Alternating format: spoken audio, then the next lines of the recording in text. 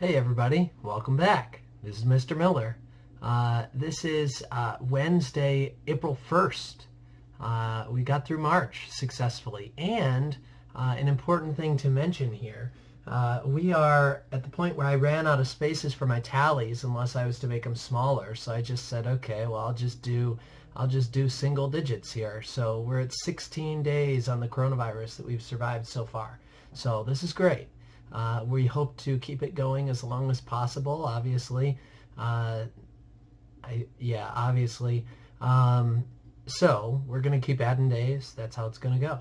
So today, being Wednesday and being our next day of notes here, we're going to go on to some more of the questions on our notes, or I guess the topics on our notes, and hopefully get to a point where we can wrap this up tomorrow.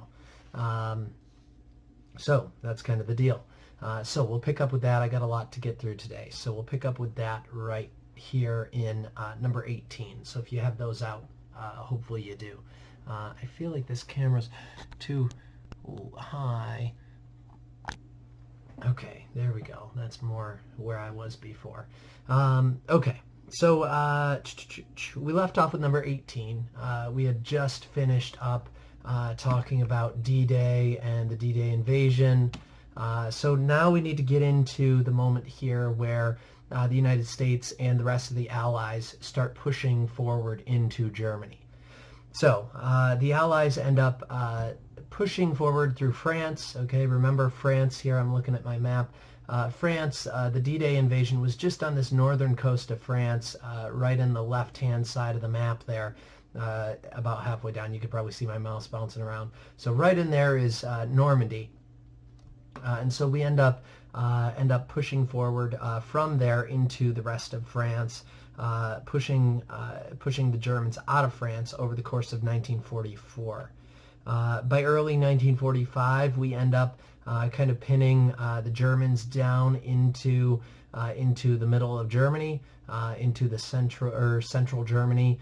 All at the same time, there are the Soviet Union, who is pushing forward from the right-hand side of the map, from the east here, pushing through Eastern Europe. So we've kind of got this pincer maneuver, would be maybe what it would be called. I don't know. But this maneuver where you've got this two-front war that Germany's trying to fight, and they end up getting kind of squeezed and pushed to the middle.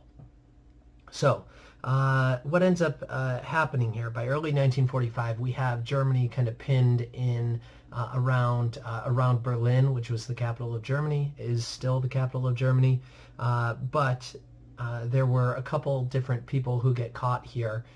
Benito Mussolini gets caught at the end of April, April 28th. He gets caught and is put to death. Adolf Hitler is found on April 30th. And he actually ends up committing suicide, they think. Okay, I would say that he committed suicide, but there's a conspiracy theory that he's still around somewhere, that he moved to Argentina, and there were a handful of Nazis who had moved to Argentina, but there's conversations that Adolf Hitler was one of them, and they faked his death and all that stuff. I think he died. That's a conspiracy theory that I don't really agree with. So, and if he was still alive now, he'd be like over 110, 120 years old. He'd be like the oldest person living in the world. So he is, even if you buy that conspiracy theory, he is not still alive. That's just not possible. So it is what it is. Now, April 30th, he commits suicide. On May 7th, a week later, we have the final conquering of Germany. Germany surrenders on May 7th, 1945. We call it, and I've got it written up here on the board. I had to remember what I wrote up there. We call it VE Day, Victory in Europe Day. Okay, VE Day. So, Victory in Europe Day, it's a big day for us. It means that our fighting on one side of this war is over. Sorry for yawning, I apologize. We still have to worry about Japan at this point, but we will get into talking about them later on in the class period. Hopefully we have time to do so. Now, interestingly enough, FDR, Franklin D. Roosevelt, our president at the time, who has fought so hard to advocate for this war and fought so hard to give us the resources needed and been a strong force or been a strong person during the war, he ends up dying in office, dies on April 12th. So he actually dies before Mussolini and dies before Hitler and dies before Germany surrenders. So he never gets to see kind of the end of this war, which in some cases I think that's kind of sad, but this thing that he's worked so hard for. But at that point it feels like it is definitely going to be a win, but we just need to kind of seal the deal in terms of taking out Germany by the beginning of April. So Roosevelt dies, never sees the final demise of Germany. Now, let's go on to number 19. Okay, Holocaust Realities. If you were looking through your homework last Monday and Tuesday, was it? You probably looked through the textbook and you noticed that there was like a big textbook section on the Holocaust. I am going to cover it in one point on the notes because we just really need to look at the American perspective on the Holocaust and not really the details, because you already have the details from last year. You already know that there were 6 million Jews and about 11 or 12 million total people who had died in the Holocaust. You've got concentration camps as well as death camps, Dachau, Auschwitz, a bunch of others. So you know that stuff, okay? You know the final solution, all that stuff. Now, we just really need to add a little bit of detail to that and talk about specifically what America's perspective was on the Holocaust. So America knew kind of early on in the war that something was happening. Okay, we had a good idea of what was happening, that the Holocaust was happening in some cases. We did not know exactly how widespread this was. We did not think it was a massive thing that it was. We did not know the size and the scope of the Holocaust as it was unfolding in Germany and Poland and surrounding areas. So as America starts getting involved in this war, we make the decision that we're going to start bringing Jewish refugees to America. We actually, in 1944, we start bringing refugees over from Eastern Europe, Jewish refugees who would have been the targets of this Holocaust. We start bringing in refugees over to America. A refugee is just somebody who's trying to seek refuge, somebody who is trying to find a safe place to live in. So we bring them over to live here because we know that it's safe here, and we don't really know what's going on over there. We kind of know, but we don't know completely. Now, Americans start traveling through Europe and liberating these death camps and concentration camps as we start advancing through, let me go back here, as we start advancing through Germany, and some people are advancing into Poland, and as we start moving into this area, we start really seeing what's going on there. So that is kind of an eye-opening experience for a lot of people. It is a cruel situation that we kind of enter into, and these are soldiers, American soldiers who didn't sign up for this, that are over there seeing these brutalities. Now, there is a clip that you might look up if you're interested in this sort of thing. It's from HBO documentary Band of Brothers. It's not really a documentary, it's just a mini-series. But Band of Brothers, it's based on fictional stuff, but I think it's not true. It's not a true story, I don't believe, to my knowledge. I've not watched the whole thing. I've just seen bits and pieces. It might be, so correct me if I'm wrong. But Band of Brothers, there is a scene there where they liberate a concentration camp, and it is a little bit depressing, obviously, and it is, you just feel horrible for what's happening. There's also another movie, and this one is a fictional movie, The Boy in the Striped Pajamas. That one will probably make you cry. If it doesn't, I have questions about your humanity. but that one is about people's life at a death camp. But it's a decent movie. I saw it a handful of years ago, but it is a gut wrencher at the end. So I don't want to spoil it for anybody, but there's obviously places that you can go to find more stuff out about the Holocaust. It is a popular topic in media still today. Now, one thing that I would mention here about the Holocaust is that America responds very strongly to these brutalities. As America looks at the Holocaust and they see all of the negatives that are coming out of this and all the cruel ways that people were treated during this Holocaust, we have a devotion that we kind of pick up towards the Jewish people. Okay, America kind of picks up a tradition here and starts a tradition of supporting Jewish people wherever, whenever, whatever they're doing. Okay, offering strong support to Jewish people. We have a long history of doing this that kind of starts at this point. America has a large number of Jewish people in our country, just based on immigration. But we also have like I said, a long history of helping out Jewish people.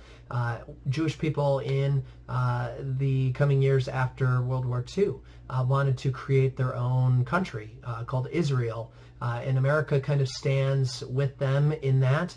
America and Israel happen to be very, very strong allies today. Modern day. So America and Israel, we work very closely together with each other because Israel, we have a soft spot in our heart for them, but we also see them as a democracy in the Middle East, which is not very common. So we protect them at all costs, really. So Israel and the Jewish people around the world have kind of have a spot in America's heart going forward. So that's an important point to mention, at least. And most historians would attribute that to the Holocaust in most cases, or in some cases. So we're going to move on from there on to some conferences at the end of the war. At this point, at the end of the war, America and the rest of the Allies are starting to feel themselves, starting to feel, that the war's over, the war's going to end. Into 1945, we have a conference that we go to. One of them is called Yalta. Okay, Yalta. Yalta is met in February of 1945, and it is the big three that show up there, the big three that are there. You can see them in the picture, all seated here. On the left here, we have Winston Churchill from England. In the middle, we have FDR, Franklin D. Roosevelt, and on the right-hand side, we have Joseph Stalin. So these three guys meet at Yalta to try to discuss the future of Europe, okay, after this war is over. Remember, this is in February. The war's not even over at this point. We got 3 more months of the war. But the writing is on the wall. It feels like it's going to be over soon. And so it's just kind of a matter of time. Okay, when we win, what do we do? Okay. Now, they wanted, Churchill and Roosevelt wanted free elections or democratic elections where normal people would be able to go and vote in Eastern Europe after this war is over. So they want free elections. Sorry, another yawn. I apologize. Those are contagious. So Joseph Stalin originally agrees with them to say, hey, yeah, I'll give them free elections. Why not? Later on, he doesn't let them actually have elections. He doesn't let them hold elections in Eastern Europe. Joseph Stalin very quickly ends up taking Eastern Europe and turning them into communist countries that we would call satellites. They orbit around the Soviet Union.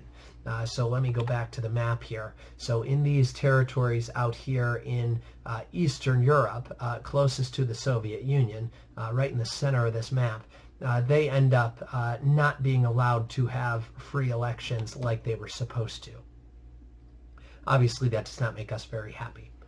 And we'll get into that going forward. Now, the next conference that we got to talk about is a conference that is called Potsdam. This happened in July of 1945, and as you might notice in this picture, there is a new guy that is pictured here. This is the big three, but you have Winston Churchill on the left, you have Winston Churchill there on the left, you have Joseph Stalin on the right, and you have our new president, because FDR passed away in April, and this is in July. You have FDR's vice president who becomes president. His name is Harry Truman. Harry Truman. We will talk more about this this guy going forward. So Harry Truman is our guy here. Now, this happened after Germany had fallen. So Germany has declared the war over. They've surrendered. So this is after VE Day. And so we end up kind of setting up Germany into what I have pictured here as occupation zones, or written down here as occupation zones. So Germany and occupation zones, you guys know this from global history, hopefully. You have a lot of areas, or I guess 4 main areas, where all of the main powers, England, America, France, and the Soviet Union, had control over those areas. We end up with the Berlin Wall that gets built. We end up with the Berlin Airlift, which you guys know about from last year. We end up with the Candy Bomber, which you guys know from last year. So that is kind of the decision that gets made here at Potsdam. This is also, interesting fact, this is also the point where Harry Truman finds out that we have a working atomic bomb that we can use against Japan. At this point, we are still in war with Japan. We have not finished this war yet. World War II is still technically happening, but it is Japan against us, essentially.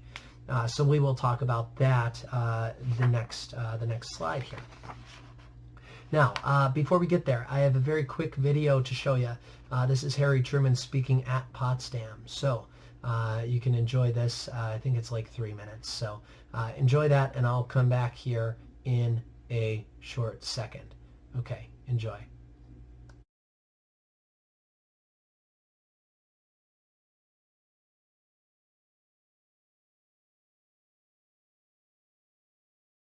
Okay, hopefully you enjoyed that video. Yeah, okay. We're moving on to number 21. Okay, number 21. This will be our last point for the day. So, island hopping in the Pacific. We have the Pacific, the fighting in the Pacific that happens here. Remember, we've got this this process that I had talked about the other day called island hopping. Island hopping is again listed in the heading there on this slide. So island hopping in the Pacific. We have a major general out here.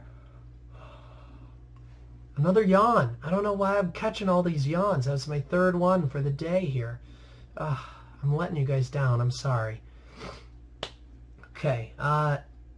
We have a famous general, and he was pictured there in this slide. He's pictured there. He's got a very shiny shirt on, it looks like. His name is Douglas MacArthur. Douglas MacArthur. Douglas MacArthur is in charge of, and you can pause that if you need to write it down. Douglas MacArthur is in charge of advancing America towards Japan. He is in charge of the fighting in the Pacific during World War II. So we have this process of island hopping. We've got this jumping from island to island to island to get closer to Japan. We cannot attack Japan directly from 4,000 miles away. We need to get closer to them. Okay, we need to get much closer to them. We can't just attack them from Hawaii. So we utilize a group of people here that I have written up here that are famous people. We call them the code talkers, the Navajo code talkers. Basically, in war, you've got a very, and Mr. Schummel probably talked about these code talkers, I'm sure. You have this desire to find out other people's information before stuff happens to you. Okay, that's kind of the idea. So you speak in code, and we had very successful code that we used that was based on the Navajo. Navajo were a group of Native Americans, and so we hired Navajo, or I guess got them to join the army.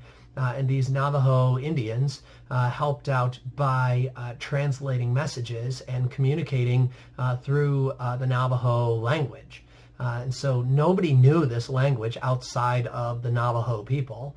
So they would translate words and, just use code that way. So it was very successful in that way. Now, there were a couple major battles here that we got to talk about. I don't know if I've got them pictured. I do. So this first one, let me go back to the map here and then I'll talk about this. So two major battles as we get into 1945, the early part of 1945. So we have right here in the middle of the map, my mouse is bouncing around circling a place called Iwo Jima. Okay, Iwo Jima, and I've got Iwo Jima written up here in blue. Iwo Jima was in February and March of 1945, and this was an example of island hopping. We are storming this island to try to gain a foothold there that is closer to Japan. If I go back here, it is just about 500, 600, 700 miles from the mainland of Japan. So we would be pretty close from there. Now, Iwo Jima is famous for this picture. You have undoubtedly seen this picture before, but these American Marines that are raising the flag at Iwo Jima. Iwo Jima had 23,000 Marine casualties, 23,000 U.S. Marines. So this is a very famous battle here, partly because of the effort that America put into it, but also the large number of people who had died because of this. So at Iwo Jima, 23,000 U.S. casualties. Now, that was not, I guess I got to go back to this map. That was not the biggest battle out in the Pacific. You have another battle that happens, and I'm circling it here with my mouse just to the left of Iwo Jima. Another battle that happens in the months after Iwo Jima called Okinawa. And it was Okinawa Island that ends up getting stormed by America here. We end up taking over Okinawa. The fighting lasts from April to June in 1945. And this ends up costing us 50,000 casualties, okay? 50,000 Americans that have died or wounded, dead or wounded casualties. So both of these battles take a lot of casualties. Okay, so remember these numbers because we'll get into a talk about the atomic bombs and whether or not they were justified or not, whether or not they should have been used. Because with the atomic bombs, you have a desire to kind of prevent future American deaths. And we look at Okinawa and we look at Iwo Jima and we say, wow, these two islands that we stormed, Japan had heavily fortified, and these were not even the Japanese mainland.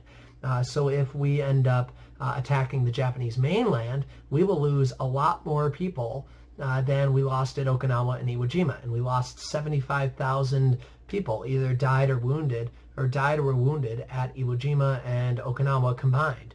So we see these numbers are massive, and we're like, okay, do we really want to launch an invasion of Japan? Now, from here on this map, okay, we're wrapping up here. From Okinawa and Iwo Jima here, we are very close to mainland Japan, and we can start launching attacks. Okay, most of these came at a specific place, the capital or one of the capitals of Japan, Tokyo. Okay, so Tokyo I have pictured there or written down there in red. Tokyo ends up kind of being a spot where we end up launching a bunch of bombing raids. These were not missiles that we were really launching at Tokyo, but we would fly planes over Tokyo and drop bombs on the city. Tokyo ended up being this I guess gets into what is called the firebombing of Tokyo. The firebombing meaning we're dropping bombs that basically ignite when they hit the ground, and the whole city kind of big parts of the city set on fire here. So as you can see in this depiction, in this picture on the slide, you've got a bunch of smoke and haze from all these fires that have broken out in Tokyo.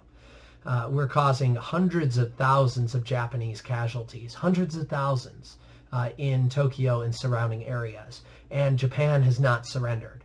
Okay, so that is an important thing to keep note of. hundreds of thousands of casualties, and Japan has not surrendered. So again, if you're thinking, okay, what do we do with this atomic bomb? Do we drop it or not? We could save a lot of American lives, but we could also, the Japanese might not surrender if we take out a bunch of Japanese. So it might take hundreds of thousands more Japanese for them to surrender. Again, you've got this this idea that we've not really talked about in here, but you have talked about this in global history. The Code of Bushido, death before dishonor, that whole idea, it's kind of ingrained in the mindset of the people in Japan, for better or worse. So you would rather die for your country rather than surrender. So surrendering was not really going to be a thing that we saw as a viable option for Japan to do. So we just weren't sure how this war was going to end up. But we get into tomorrow. We'll get into the Manhattan Project and the atomic bombs. So with that, I am done. Okay, happy April 1st. If you saw my Instagram story on the tree page, a couple people said, hey, could we just go on like an Instagram live thing and ask questions and just have a little bit of fun? And I said, I don't care, why not? So I'm doing an Instagram live tonight at 8. So at miller.trees is all you need to go on to, and it should pop up at around 8. But you could ask questions, let me know how things are going, check in, see how people are doing during this time. So that is the deal. We will see you guys tomorrow. Again, apologize for this video being a little long. Had to sneak that other clip in there. So I'll be done there. Take it easy, behave yourselves, stay safe, stay healthy, stay home. That's all I got to say. So we'll see you tomorrow. Take care.